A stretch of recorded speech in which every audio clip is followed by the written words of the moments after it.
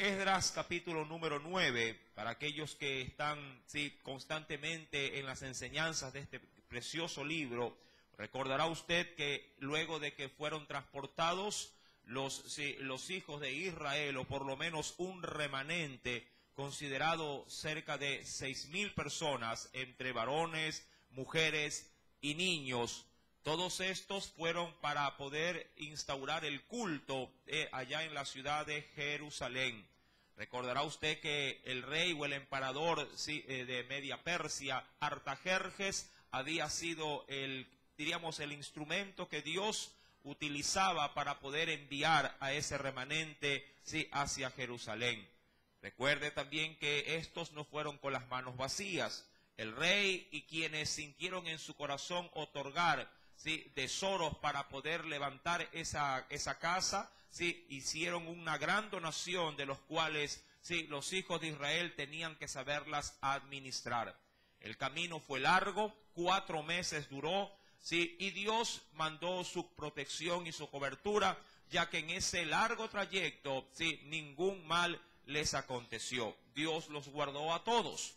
Esdras, siendo el principal responsable, ya que Artajerjes a él lo había encomendado para esta gran comisión, este hombre, siendo judío y conocedor de la palabra, estaba siempre atento a que se cumpliera lo dicho por Dios al pie de la letra.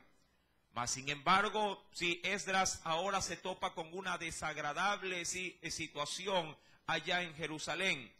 Los hombres de aquel lugar, y sobre todo los sacerdotes y los levitas, es decir, los encargados de ministrar en el tabernáculo, dentro del santuario, se habían, como lo dice la Biblia, contaminado. ¿De qué manera? Si me acompaña, por favor, en el verso 2 de este capítulo 9 que hemos leído, dice la Biblia: porque han tomado, de las hijas de ellos para sí, hablando de las naciones, que les rodeaban, y para sus hijos, y el linaje santo ha sido mezclado con los pueblos de las tierras. No que el casamiento contamine a alguien, pero Dios había otorgado, o había dispuesto para su pueblo que no se uniesen en yugo desigual, es decir, con distintas creencias o distinta fe a la fe del Dios de Israel. Esto sí habría de traer problemas, porque en más de una oportunidad a muchos hicieron claudicar de sus caminos y fueron los israelitas terminando a adorar dioses paganos en vez del Dios único y verdadero.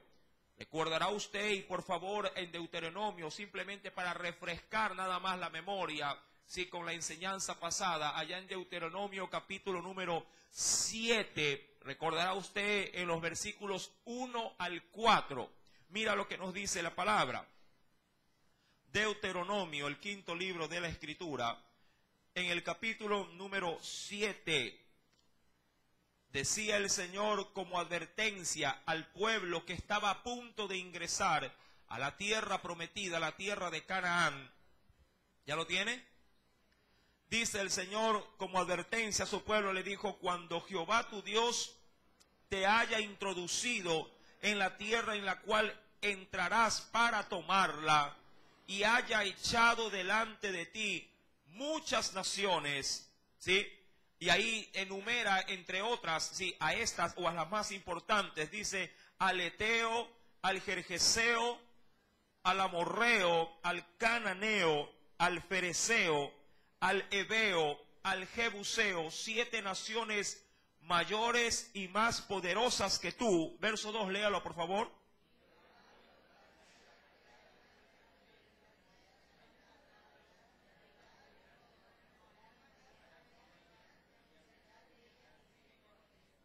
Dice el verso 3, no emparentarás con ellas, no darás tu hija a su hijo, ni tomarás a su hija para tu hijo. ¿Por qué? Y ahí está la razón. Porque desviará a tu hijo de en pos de mí, y servirán a dioses ajenos, y el furor de Jehová se encenderá sobre vosotros y te destruirá pronto. Esdras sabía perfectamente, sí, no solamente esta porción de la ley, sino que ya ellos, toda la nación, habían experimentado la reprensión de Dios a consecuencia de esta y otras desobediencias. Recuerde que el pueblo había sido llevado cautivo a Babilonia por Nabucodonosor como reprensión por su servicio a los ídolos, porque a su vez se habían ya emparentado, si en una primera instancia, con las hijas o los hijos de aquellos moradores de esas naciones. Y Dios los castigó severamente por ello.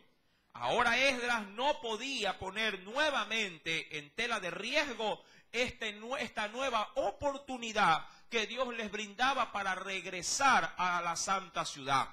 Es decir, que Esdras no iba a correr el riesgo de nuevamente cometer los errores del pasado. ¿Cuántas veces, mi amado hermano, a veces en el pueblo cristiano no se aprenden de los errores o de las faltas cometidas en el ayer? Pensamos que Dios, si ya me castigó por algo en el pasado, sí, uno podría llegar a pensar que en el futuro, si lo vuelvo a cometer, bueno, ya Dios no me va a sancionar. O que Dios se va a acostumbrar a mi mal o a mi falencia constante y la va a dejar pasar por alto. Mis santos hermanos, nunca tengamos nosotros en el corazón tal cosa. Si nosotros violentamos 1000 veces un mandamiento, 1000 veces ante Dios vamos a estar desestimados, vamos a estar afectados por nuestra rebeldía.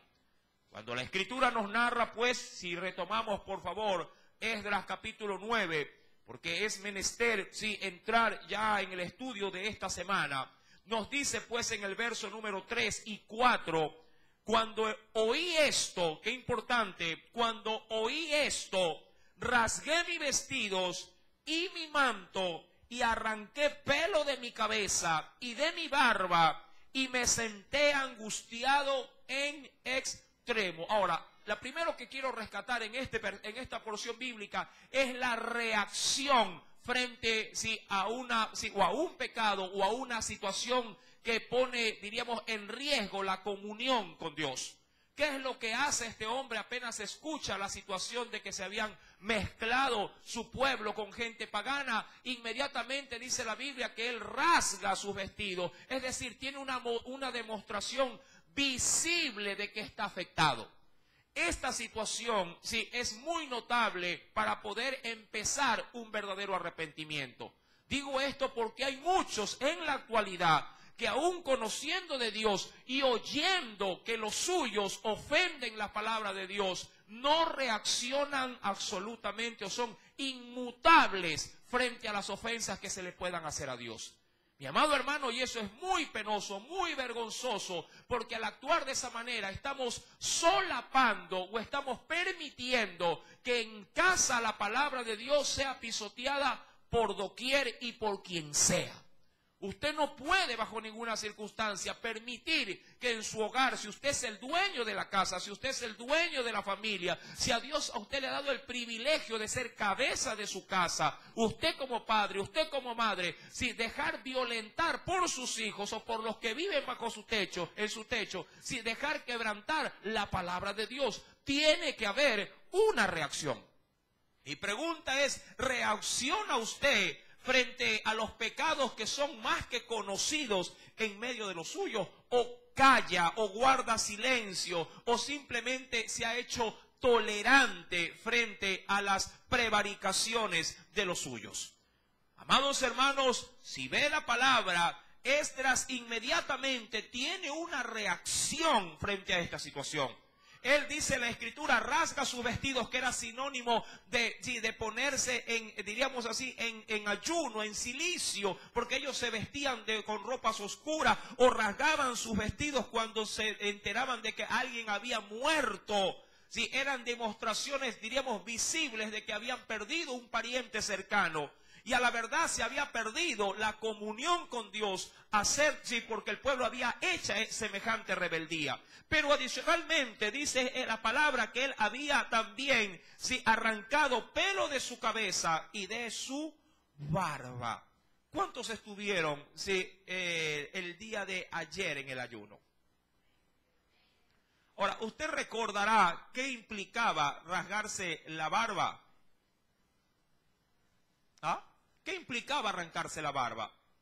Sí, perdón, el día viernes fue, perdón, no el ayuno, el día viernes, sí, por la noche, estudiando la carta de segunda de Samuel. ¿Se recuerda usted cuando enviaron la comitiva, sí, de aquellos que fueron a consolar al rey Anún? Sí, que David envió una comitiva real para consolarlo porque él había perdido su padre. Pero Anún, sí, no, diríamos así, no siendo sabio, malinterpretó la visita y trató a los embajadores del rey David como que si fuesen husmeadores para ir a conocer el territorio y de pronto atacarlo. ¿Qué hizo este rey con esos embajadores? Los tomó, les rasgó la barba o les rasuró la barba, pero de la mitad, sí, para un lado. Los dejó con una parte, obviamente, de barba sobre el rostro y la otra mitad dejó lampiño. Y las vestiduras, ¿qué hizo con las vestiduras, con las túnicas de estos embajadores? Las rasgó hasta la altura de las nalgas. ¿Recuerda? Ahora, ¿qué representaba el rasurar la barba? Era una deshonra terrible para un oriental que su barba sea rasgada. Era como perder la jerarquía dentro del hogar, dentro de la sociedad judía.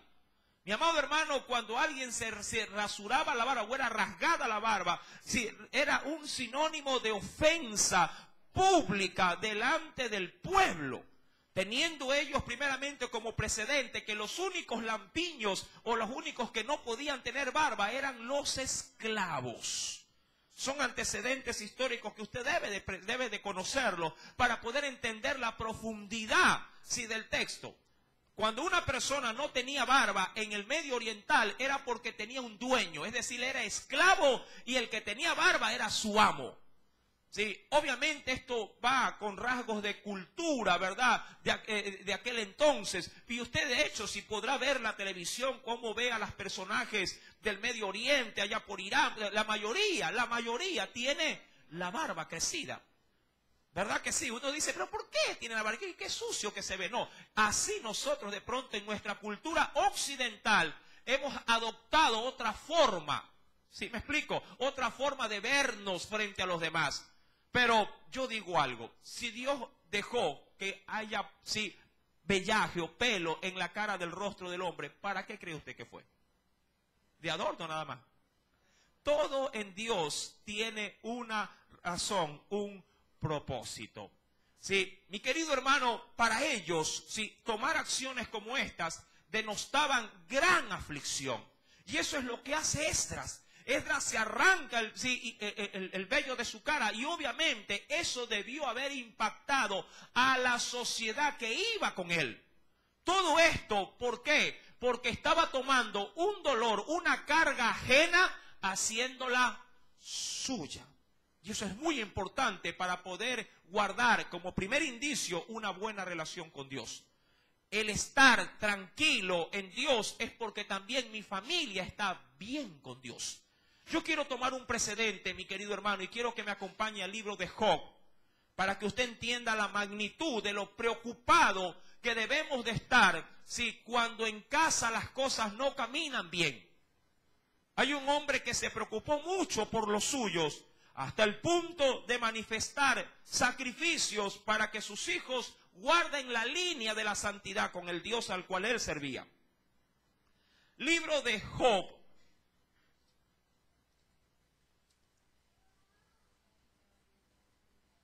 Más adelante de Esdras, libro de Job, ¿lo tiene? En el capítulo número 1,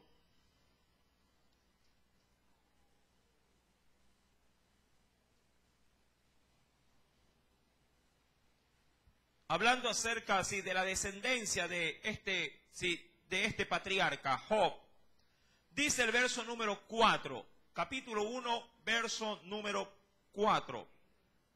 ¿Lo tiene? E iban sus hijos, es decir, los hijos de Job, hacían, ¿qué cosa en casa?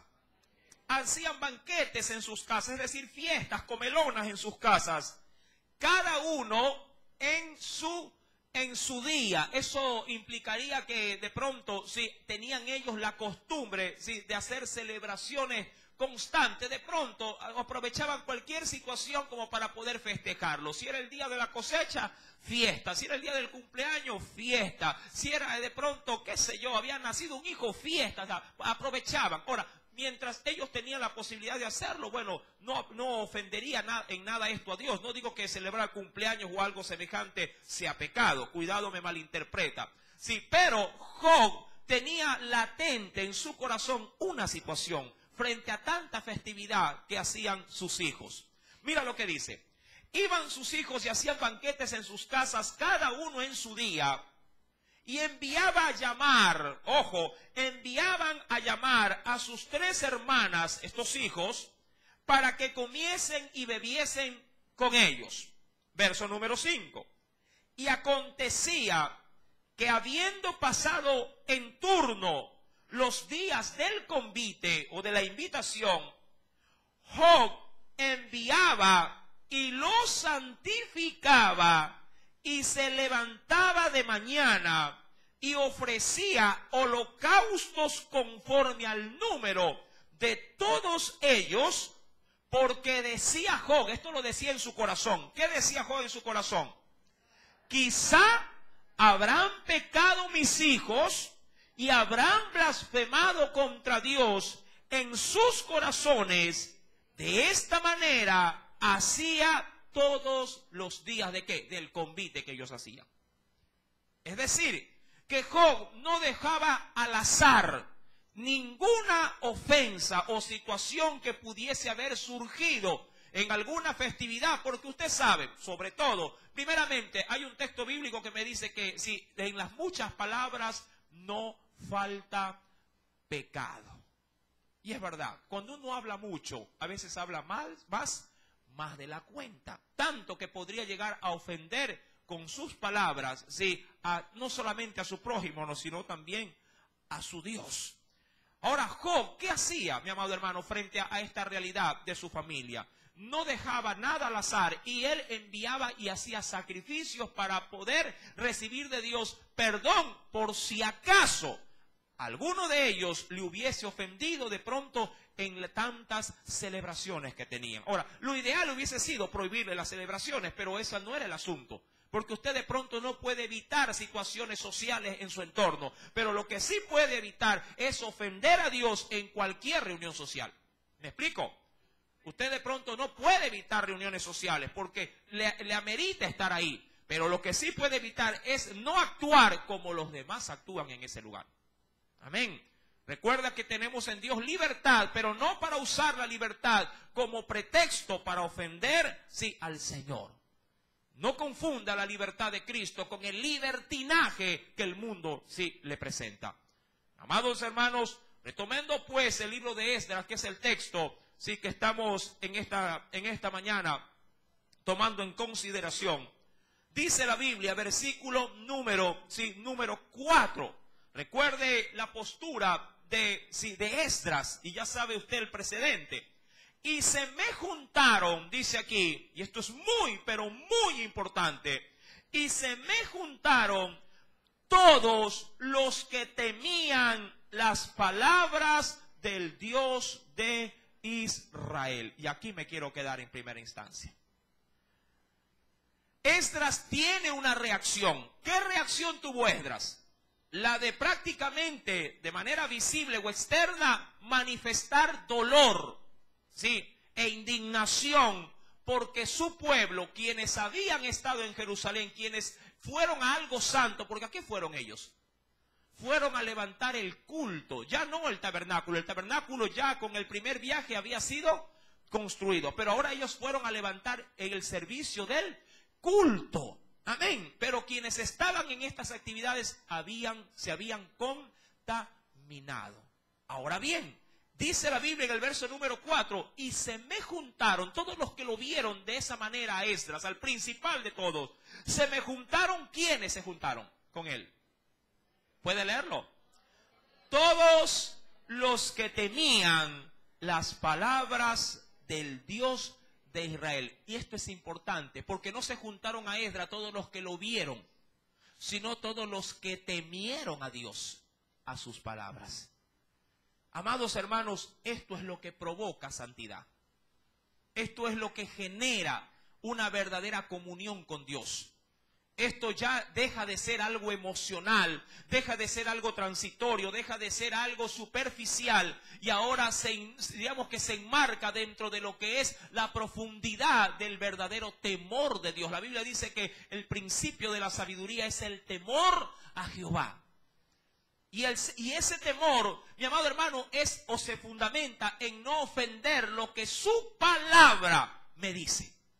Su palabra es la que debe de infundir el temor en mi vida. No tanto, en este caso, lo que ellos vieron. Ellos vieron a un Esdras, totalmente compungido y visiblemente afectado por esta situación. Pero ellos no dijeron, ay, como se lo ve así, unámosle para poder manifestar el mismo sentir que él tiene. No, no. La Biblia dice que se juntan con él los que verdaderamente temieron a la palabra.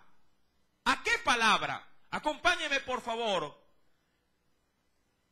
Y mira lo que nos dice en Salmos capítulo número 106. Libro de los Salmos.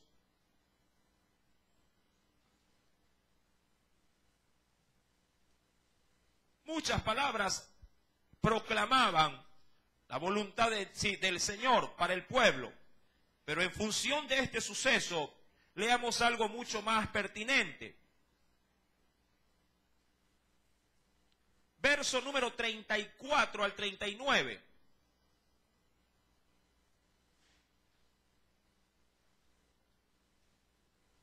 ¿Lo tienen? Salmo 106, verso 34 al 39.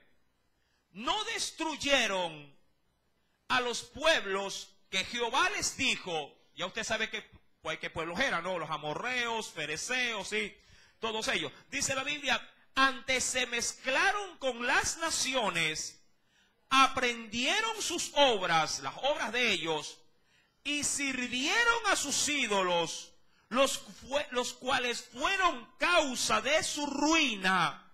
Sacrificaron sus hijos y sus hijas a los demonios. ¿Por qué? Porque al entrelazar con matrimonios mixtos, es decir, creyentes y no creyentes, cuando realizaban sus celebraciones de matrimonio, no lo hacían en el nombre de Jehová, sino en el nombre de los dioses paganos de esas naciones. Dice adicionalmente, versículo número 38, y derramaron la sangre inocente, la sangre de sus hijos y de sus hijas que ofrecieron en sacrificio a los ídolos de Canaán. Y la tierra fue contaminada con sangre, se contaminaron así con sus obras y se prostituyeron con sus hechos o su manera de vivir. De ahí que hay muchos creyentes que no hacen diferencia entre tener una vida cristiana y una vida mundana. El de afuera se pone un arete, el cristiano también se pone un arete. El de afuera se emborracha y el cristiano cierra la puerta de su casa y se emborracha también con los amigos. No hay diferencia, amado hermano, y obviamente se mezcla lo santo con lo profano. Y si a esto quiero agravar la situación, si ellos de pronto, sin saber, me imagino yo, quienes lo ponen a trabajar en la iglesia, mi querido hermano, aún ministran dentro de la casa de Dios, teniendo una vida totalmente desequilibrada, ¿sí? Sin fundamento y sin temor, ¿sí? De querer agradar al Señor. ¿Sí me entiende? Esa fue la situación del pueblo. Como los sacerdotes y los levitas que habrían de cargar los instrumentos del templo y de ministrar en el altar y de llevar a cabo los sacrificios, teniendo estas mezclas paganas, habrían de servir al altar. Amados hermanos, cuando recorremos pues nuevamente a Esdras capítulo número 9, dice la Biblia, se me juntaron todos los que temían a las palabras del Dios de Israel. un temor reverente ingresó en todos aquellos que reconocieron su pecado. De nada sirve, mi amado hermano, golpearse el pecho, ¿sí?, o tener ataques de remordimiento si no se toman acciones. Acciones que definan entre una vida santa y una vida que no agrada a Dios. De nada servirá si usted dice, ay, me arrepiento de haberme traído eso que no me pertenece, pero lo sigue usando en su casa. No sirve de nada. El arrepentimiento es inválido. Sí, su pesar o su dolor o su llanto inclusive no es más que simplemente golpes de pecho que no producen para los ojos de Dios ningún tipo de reacción. Toda acción de arrepentimiento debe de ir ligada a una firme convicción de cambio. Estás arrepentido de haber engañado a tu mujer y bota diríamos así, a esa arrimada que tienes y sé fiel a tu mujer. ¿Me explico? Te arrepentiste de algo que hiciste, perfecto, enmienda ese daño, ¿sí? Y una vez arreglado el asunto con tu prójimo, entonces ven al culto, alza tus manos al cielo, que Dios será acepto para ti.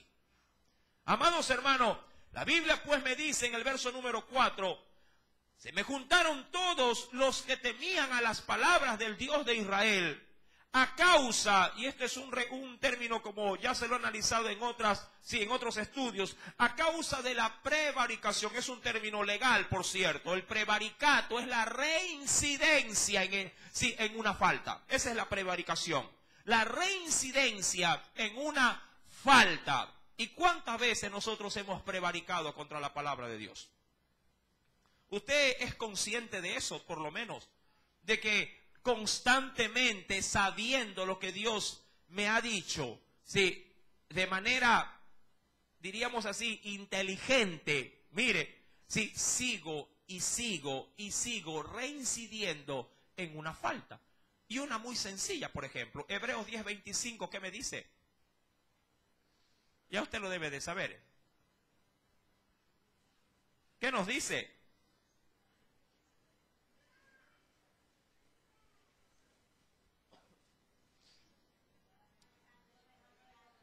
¿Ah? Es un texto que está escrito allá afuera, me parece. ¿Qué dice el texto, por ejemplo? Hay un ejemplo solamente. Hebreos 10:25, ¿qué dice? No dejando de congregarnos como algunos, ¿qué dice? Tienen costumbre de ¿qué? De no congregarse. Recuerda que estas no son sugerencias bíblicas, son mandamientos de la palabra de Dios. Mandamientos que yo debo de tenerlo presente y debo de acatarlos en mi vida. Yo le pregunto, si usted fuera a trabajar una vez al mes, ¿podría usted con furor reclamar al final del mes que le paguen completo? La pregunta sería, ¿le tolerarían que vaya a trabajar una vez al mes? Hay gente que se congrega una vez al mes. ¿Con qué cara podríamos decirle a Dios, Señor, bendíceme? Que si lo pongo en el plano laboral, págame. ¿Por qué? Vine al templo, pues. ¿Me explico?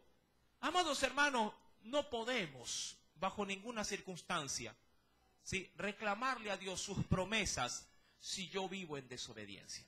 Y eso como por citar un ejemplo, solo un ejemplo muy sencillo, sin meterme en el asunto de diezmos, de ofrenda, que para muchos es ofensivo cuando lo oyen. ¿Me explico? Le roban a Dios y quieren que Dios les retribuya con salud, con bendición, con trabajo, con fuerza, con cuidado, protección en sus hogares o aún en sus fuentes de ingreso. Pero cuando a ellos les toca, sí, dar su diezmo, dar su ofrenda, son mezquinos, ávaros, dan limosna. ¿Me explico? Limosna uno le da a alguien que está de pronto afuera, debajo de un puente. Dios no es un limosnero. Pero hay gente que da como que si Dios fuese, sí, un limosnero. Y se olvidan que Dios les dio íntegramente el 100% de lo que ellos cobran mes a mes. ¿Me explico? Y después decimos, Señor, la plata se me va como agua. Obvio, Dios no puede bendecir a alguien que lo trata y lo afrenta con la bendición que Dios le ha dado en su totalidad, si no le puede ser recíproco. Bien decía el libro de Malaquías, vosotras naciones todas me habéis, ¿cómo nos trata? Como ladrones, me habéis robado. ¿Cómo el Señor habría de bendecir a este pueblo si se habían unido en yugo desigual con los incrédulos? Ellos dijeron, a mí me gustan las mujeres cananeas, me gustan las fereceas, me gustan las gergeseas, las jebuseas, me gustan, y con ellas se casaron. Sí, y luego, ¿cómo le iban a reclamar a Dios y decirle, Señor, bendice mi hogar? Era imposible. Dios no podría bendecir un hogar que se gesta bajo una prevaricación, porque ahí es el tema. Habían prevaricado, habían reincidido constantemente en una misma falta. Yo le pregunto, si usted en su trabajo, su jefe le dice, mira, yo quiero que me hagas este reporte, pero mira, tienes que ponerle la columna en esa hoja de Excel, la columna de los valores individuales. Me has presentado el reporte con el valor total, pero yo no lo quiero con valor total, lo quiero con valor individual. Pero usted dice, ya, no se preocupe. Al siguiente mes le presentas el reporte y lo vuelves a sacar con valores totales. ¿Qué vas a recibir de parte de tu jefe? ¿Ah? Yo le pregunto, ¿qué va a recibir? ¿Qué podría recibir de parte de su jefe? Otra llamada de atención. ¿Ah? Una multa. Y usted, ay, cierto, me olvidé, pero no se preocupe que este mes que viene va con la columna, viene a ver, vuelve a venir el mes y usted vuelve a presentar el reporte como le dio la gana. ¿Qué hace? Ya lo votan, ¿verdad? ¿Sí me entiende? La prevaricación es el pisotear permanente o constante de los mandamientos de Dios. ¿Cuántas veces en casa se prevarica contra la palabra? Recuerda lo que veníamos analizando también con Job. Job no permitía, o por lo menos no dejaba cabos sueltos cuando se trataba de cuidar la santidad personal y la del hogar. Claro, él no podía saber qué había en cada corazón de su hijo, pero lo que sí podía hacer es precautelar hasta donde él podía, sí, la comunión del hogar con su Dios. Tú no puedes permitir como padre de familia que tus hijos pisoteen la palabra de Dios. Por lo menos no si siguen viviendo bajo tu techo. Y si dices que eres cristiano, con mucha más razón. Tú no le puedes permitir a tu hijo sí que no venga al culto. Debes de exigirle que venga al culto. Tú no puedes moverte al capricho de los muchachos. Viven bajo tu techo, les das de comer, los vistes, los bañas, les pagas la luz, les pagas el internet, les das todo lo que ellos necesitan. Deben de ser sumisos y obedientes. Tú los estás manteniendo. Y a veces en rebeldía, no voy. Y si el padre cristiano es blandengue y timorato, ay, no molestes a la criatura, déjalo, no le obligues. Lo ves entrar con un cigarrillo en la boca, ay, pobrecito, dice, ay, pero ya se le va, estoy orando para que el Señor lo cambie. Si acaso llegara a pasar eso en mi casa, ese día le vuelo los labios. Voy preso, sí, es evidente. Pero ellos no pueden hacer algo que yo no doy el mal ejemplo. Por eso hay que guardar el testimonio. Mis hijos saben muy bien, hay por ahí si alguna enamorada que sale con su domingo 7, vaya con su paquete a otro lado. En mi casa no puede entrar una fornicación. Yo puedo adorar a mis hijos, pero amado hermano, más que a ellos, adoro a Dios.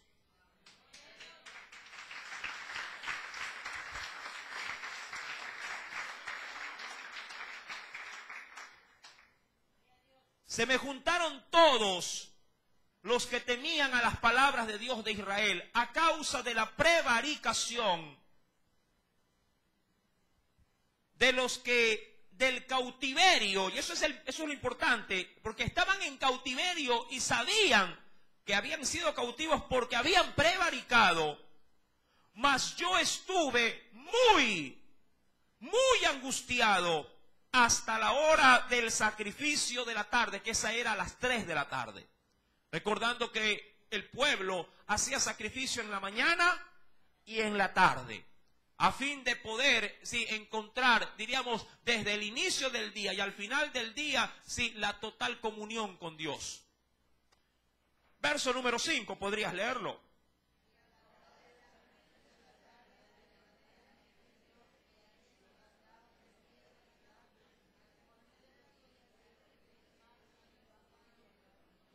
Ahora, vamos a leer de manera de manera saltada un verso ustedes de manera antifonal, un verso y un verso, porque esta oración es larga. Prácticamente nos va a llevar casi toda la lectura del capítulo número 9. Pero vamos a irnos deteniendo en las partes más importantes de esa oración. Verso número 6. Y dije: Dios mío, confuso y avergonzado estoy para levantar, oh Dios, mi rostro a ti, porque nuestras iniquidades se han multiplicado sobre nuestra cabeza y nuestros delitos han crecido hasta el cielo. Verso número 7.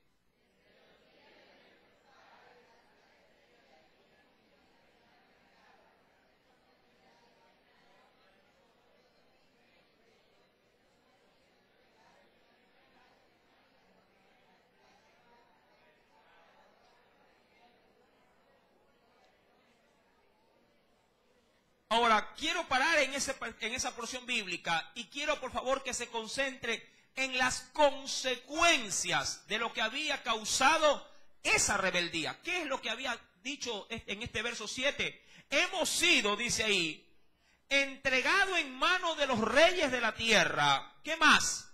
A espada, a cautiverio. ¿A qué más Dios los había entregado?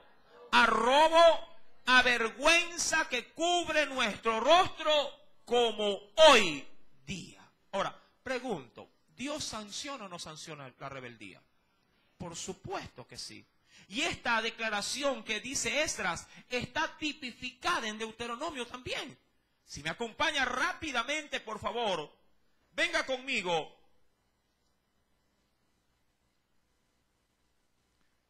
En el capítulo número 28, verso número 15. Deuteronomio 28, verso 15. Solamente leo el inicio de una larga lista de consecuencias por la prevaricación. ¿Lo tiene? Dice el Señor 28:15. Pero acontecerá, si no oyeres la voz de Jehová tu Dios, para procurar cumplir todos sus mandamientos y sus estatutos, que yo te intimo hoy, que vendrán sobre ti todas estas maldiciones, y por más que corras, ¿qué dice ahí? Y te alcanzarán. Amén. Ahora, Esdras había experimentado esas maldiciones.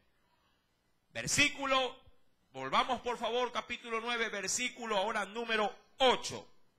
Y ahora, por un breve momento, ha habido misericordia, y es evidente, porque en ese trayecto de los 4 meses, Dios los había cuidado para que no los ultrajen ni les roben todo el tesoro que habían llevado. Y ahora, por un breve momento, ha habido misericordia de parte de Jehová nuestro Dios, para hacer que no nos quedase un remanente libre, y para darnos un lugar seguro en su santuario, a fin de alumbrar nuestro Dios nuestros ojos y darnos un poco de vida en nuestra servidumbre, porque seguían siendo esclavos. Verso número 9, léalo.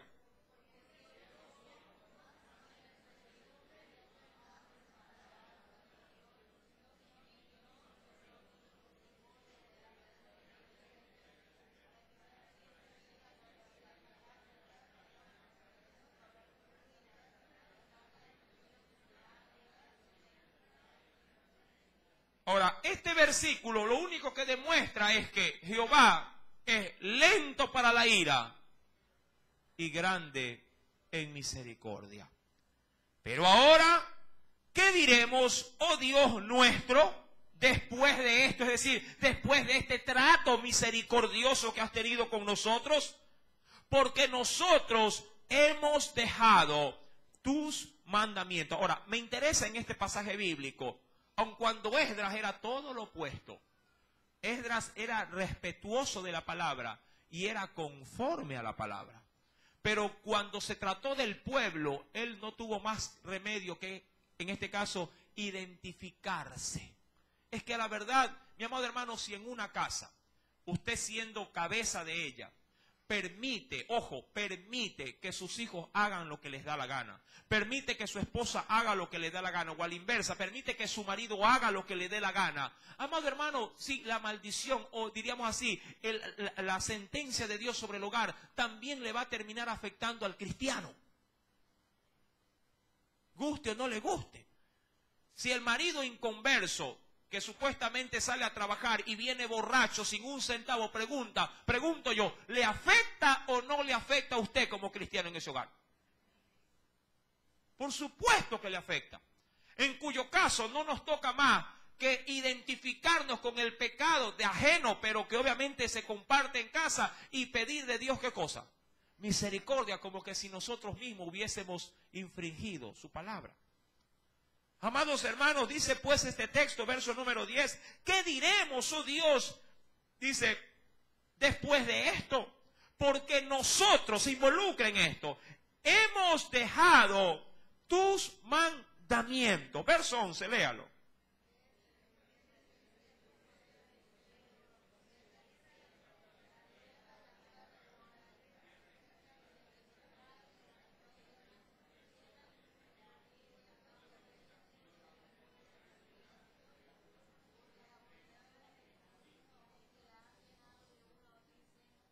Ahora, luego de que, y esta es la primera parte, hasta el versículo 11, desde el versículo número 6, la oración tiene una estructura. En el versículo 6 al verso 11, la primera parte de la oración lo que hace es reconocer su condición. ¿Sí? Es la primera parte de la estructura de esta oración. Y es válido, mi amado hermano, cuando uno ora y sabe que está mal con Dios, o que en casa están mal con Dios, reconocer primeramente nuestra condición de pecado. Pero esa primera parte de oración tiene que ir ligada a una enmienda a nuestra forma de vida.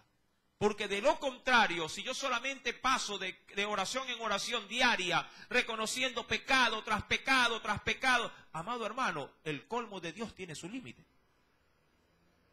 Recuerda que si pecamos deliberadamente, ya no hay más sacrificio por los pecados. Acompáñame rapidito al libro de Hebreos.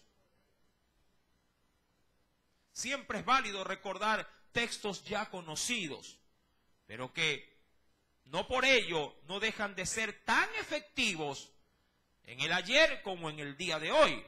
En el Nuevo Testamento,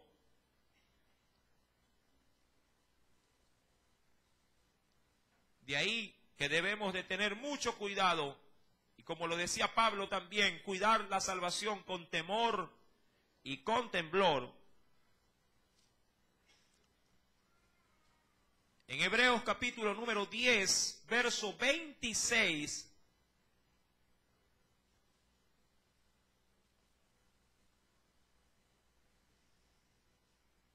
¿lo tiene?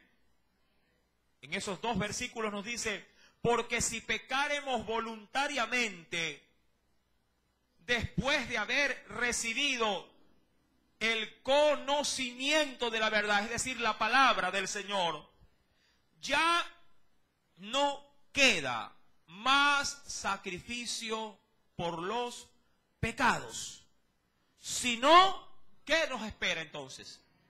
Una horrenda expectación de juicio y de hervor de fuego que ha de devorar, porque así ya nos constituye en rebeldía el Señor. ¿A qué? A los adversarios. Cuando retomamos Esdras capítulo número 9, verso número 12, ahora la oración va a cambiar, sí, en este caso de rumbo. Dice, ahora pues, a manera de una especie como que de conclusión, no, dice aquí, no daréis vuestras hijas. Recuerda que está con un grupo en la oración, está con un grupo que ha tenido, ¿qué cosa? De Dios. Temor a su palabra. Ahora pues, y está orando, no daréis vuestras hijas a los hijos de ella. Es decir, acciones ahora para salvaguardar las futuras generaciones. Amén. Es decir, véalo de una manera más práctica. Si hay borracheras, gritería y maledicencias en casa, obviamente se reconoce la falta ante Dios, se pide perdón, pero de ahí en adelante, ¿qué debe de pasar? A futuro. Ya no deben de haber borracheras, maledicencias, ira y cosas semejantes. Es decir, hacer los ajustes para que de ahí en adelante no se siga ofendiendo a quién. A Dios. Si no te congregabas, ¿qué tienes que hacer si pediste perdón? Debo de congregarme. Si no ofrendabas, ¿qué tienes que hacer? Si no salías a evangelizar, ¿qué tienes que hacer? Esa oración es la que tiene realmente, sí, una verdadera, diríamos, aceptación, sí, delante de la presencia del Señor. Recuerda que para alcanzar misericordia, mi amado hermano, la Biblia dice que el que confiesa su pecado y se aparta, alcanza misericordia. Esa es la condicionante. Sí, el arrepentimiento es la llave para poder entrar a la gracia. Pero la acción es la que conlleva, mi amado hermano, el compromiso en la cual Dios podría llegar a bendecirme por ese arrepentimiento. Tú debes, mi amado hermano, de enmendar, ¿sí?, en arrepentimiento, obviamente, sí, para poder alcanzar de Dios su comunión. Pero de ahí en adelante, si quieres la bendición de Dios, tienes que hacer ajustes en tu vida. De lo contrario, vas a permanecer igual que antes en tu condición de pecado. La Biblia pues me enseña, mi amado hermano, en este versículo precioso del número 12, ahora pues no daréis, es decir, tomen decisiones de no dar sus hijas, ¿sí?, a los hijos de ellos, ni sus hijas tomaréis para vuestros hijos. Amado papá, amado mamá, si un muchacho te viene y te dice, mira, ahí está, te presento a mi novia, a otro perro con ese hueso. ¿Es cristiana? No es cristiana. No, es que me gusta, me quiero casar. Bueno, cásate, pero de esta casa para afuera. Ni me pides que vaya a tu boda. Porque yo no voy a estar presente. En algo que tú sabes, ese es el problema. En algo que tú sabes que no es avalado por Dios. Estoy hablando de gente cristiana, gente que conoce la Biblia. ¿Me entiendes? Usted dirá, uy, hermano, qué duro. No, no es que duro. Es la palabra. Y la palabra de Dios de por sí, amado hermano, confronta. Pedro le dijo al Señor, Señor, dura es esta palabra. Y esa palabra se la dijo porque Jesús lo confronta a todos los discípulos, porque luego de que llamó duramente a los fariseos y a los escribas la atención, ellos se sintieron también afectados y Jesús los mira y les dice, vosotros también queréis iros. Prácticamente les abre la puerta. Se cansaron de esto. Les pareció ya muy duro este asunto. Si se quieren ir, esta es la oportunidad precisa para hacerlo. Váyanse. Pero ahí es donde viene el verdadero temor de Dios por la palabra. Señor, pero ¿a dónde me voy a ir si solo tú tienes palabras de vida eterna? ¿Sí me está entendiendo? De pronto los muchachos o las muchachas no entienden que el salir con alguien que no conviene, no entienden en ese momento que se están desgraciando la vida. Serán felices, puede ser el primer año, los 2 primeros años de matrimonio, pero de ahí en adelante vendrá la desgracia, porque las maldiciones te alcanzarán. Y si algo se cumple en esta tierra, son las palabras de Dios. Ni una tilde, ni una jota pasará. Mi palabra se va a cumplir. Amén. El mundo pasará y sus deseos, pero el que hace la voluntad de Dios va a permanecer para siempre. Y dice la Escritura: ahora pues no daréis. Claro, esta ordenanza era para el padre, porque de acuerdo a la cultura oriental, hasta la fecha le cuento, son los progenitores los que deciden por el futuro conyugal de sus hijos. Hasta la fecha. En ciertos lugares de la India, por ejemplo, los padres concertan los matrimonios cuando sus hijos son unos infantes. Ellos se reúnen de manera social, ¿sí? Y ahí determinan, de pronto están invitados a comer en alguna festividad X, ¿sí? Y le dicen a sus visitantes: oye, tu muchacho está como para mi hija. Y están jugando con un carrito ahí. De verdad, sí. ¿Y qué te parece si se llama? Perfecto, los casan a esa edad. Pero les permiten que hagan vida conyugal cuando ya tienen una edad, sí, madura, 16 años. Pero los casan teniendo 4, 5, 6, 7 años. Se ha investigado un poquito. Métase al YouTube en vez de andar viendo tonterías y media mejor de los capítulos que no pudo ver. No, de eso no vea, y vea cosas más inteligentes. Amén.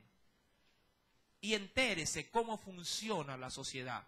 Hasta para poder no solamente tener conocimiento, sino para poder inclusive poder dar consejo de Dios a otros. Amados hermanos, estos matrimonios eran concertados por los padres. Los padres eran los que daban el sello. Ahora usted ni se entera cuando a la muchacha se le brinca por la ventana. Me dio mucha pena el día de ayer que fui a la Flor de Bastión, una vecinita que vive al lado de la iglesia. Siempre la hemos estado invitando, ¿sí? Y se le decía: venga a la iglesia, sí, pura risita. Y claro, como anda en toda la flor de la juventud, creo que de tener 15, 16 años, no te ha de tener más. Sí, van todas despampanantes, exhibiendo todo, como que si alguien las quiere comprar. No entiendo, pero ayer que la vi, premio. Qué pena, amado hermano. Y la hermana, que ha de tener 13, el mismo camino está. Y por ende va a tener el mismo desenlace. Yo le decía a un hermano ayer: hermano, tengo pena, ya voy para 6 años y todavía, en cuanto a jóvenes, no, sí, o en cuanto a personas, no caso a ni uno, le digo. Todos brincan por la ventana. Nadie sale. Yo me recuerdo cuando era un niño, usted no se va a recordar, que era común ver que de los barrios los carros salían con las carrozas con las novias vestidas de blanco. ¿Qué tiempo tiene que no ve eso por aquí?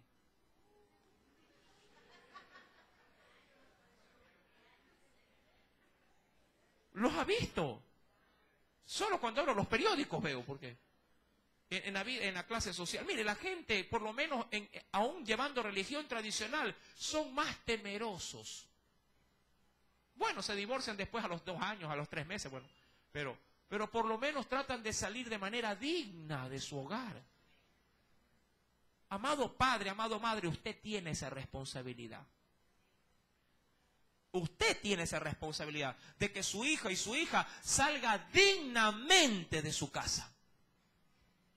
No que ya vengo, que me voy por acá. No que ya vengo. O váyanse ustedes que yo me quedo solito. Terrible error. Terrible error. Recuerda lo que dice el texto bíblico. Padre, a los padres les estaba hablando: no daréis a vuestros hijos ni a vuestras hijas en casamiento con estos paganos. Es verdad que de pronto se pueden ilusionar con un inconverso, se pueden ilusionar con una inconversa, con alguien que no teme del Espíritu Santo, que no teme de Dios. Pero, amado hermano, yo lo prefiero ver llorando ahora conmigo para consolarla como padre, como madre, que a que le venga a desgraciar la vida a alguien que no teme del Señor y llegue borracho o la tenga sometida en adulterio. Esas lágrimas sí me van a provocar un gran dolor a mí. Amén. No me interesa si mis muchachos se me van a los 30, 40 años. Yo siempre los ando fregando a los míos. Pero prefiero tenerlo avejantado en casa, feliz, que a que se vaya con alguien que le vaya a desgraciar la vida. ¿Me explico? No los bote, pero no son suyos eternamente tampoco. Pero asegúrese, por lo menos mientras usted esté en casa, asegúrese que a su hijo o a su hija le toque en Dios un hombre que tema del Espíritu Santo. Una mujer que tema del Espíritu Santo. No se engañe, amado padre. Ay, dice, la muchacha es guapa, sí, pero la guapesa, la belleza no sirve para nada a la hora de formar un hogar. El encanto se pierde, ¿verdad? El músculo se hace flácido, el buen cuerpo se cae. ¿A cuántos ya se le cayó el cuerpo?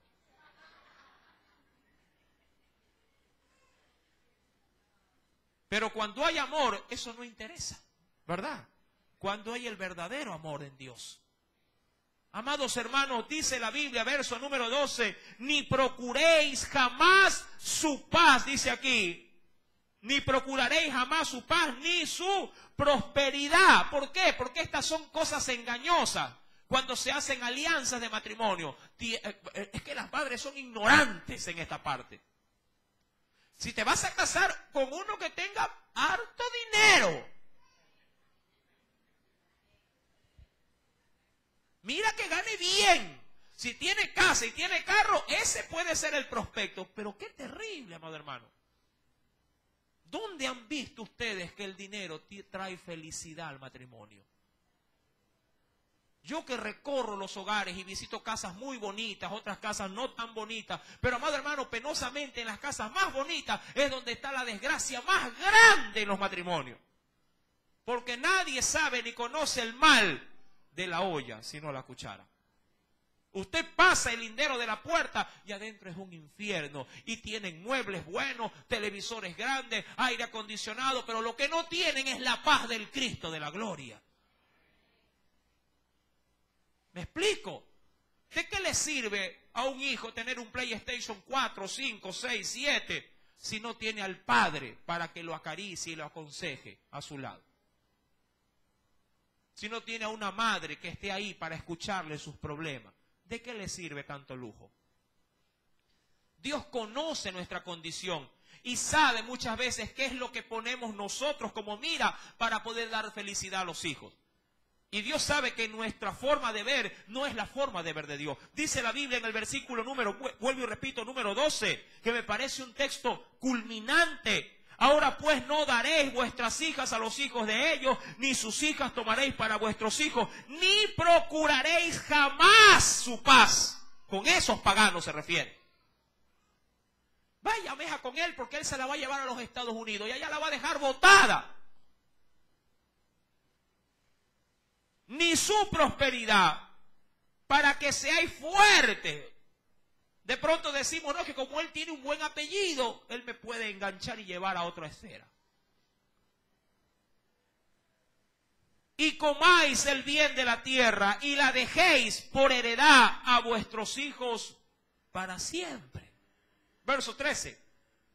Mas después de todo lo que nos ha sobrevenido, es decir, si acaso te queda alguna duda, mira algo en el pasado, mira a alguien, sí, que puede ser que hayas pasado por esta amargura.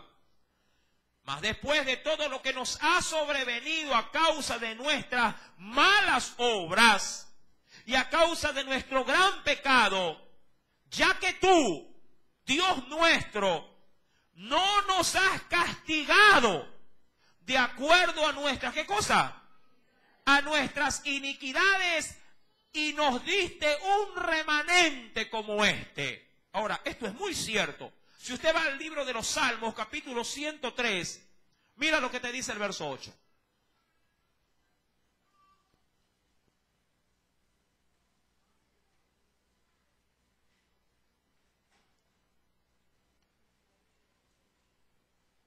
¿Qué dice? Salmo 103, verso 8 al 10. Ajá. Lento para la ira, grande misericordia, verso 9. No contenderá para siempre. ni para siempre guardará el enojo. Y mira, y esto es importante en Dios para nosotros, en su tolerancia. No ha hecho con nosotros conforme a nuestras iniquidades, ni nos ha pagado conforme a nuestros pecados. Porque si así lo hiciera, aquí no hubiera ni uno congregado, incluido. Amados hermanos, pero esta oración, termino, verso número 13, dice la última parte, y nos diste un remanente. Verso 14, léalo.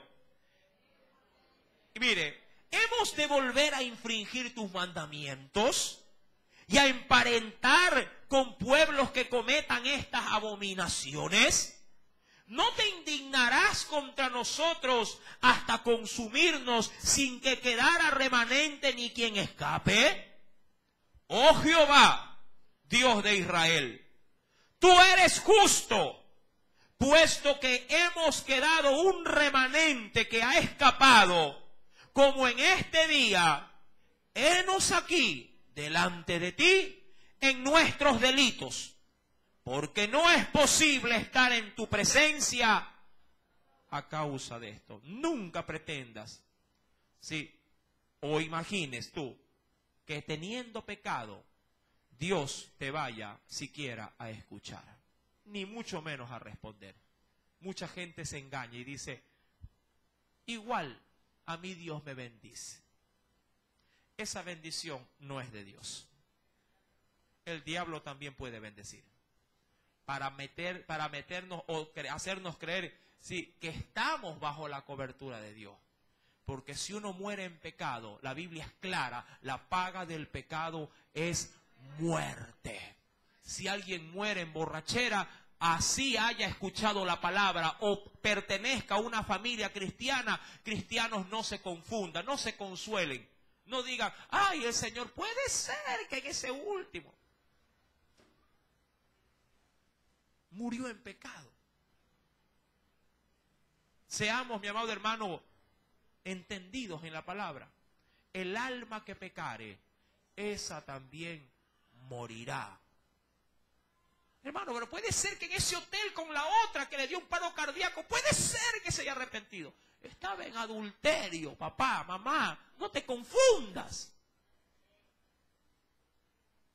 ¿Me explico?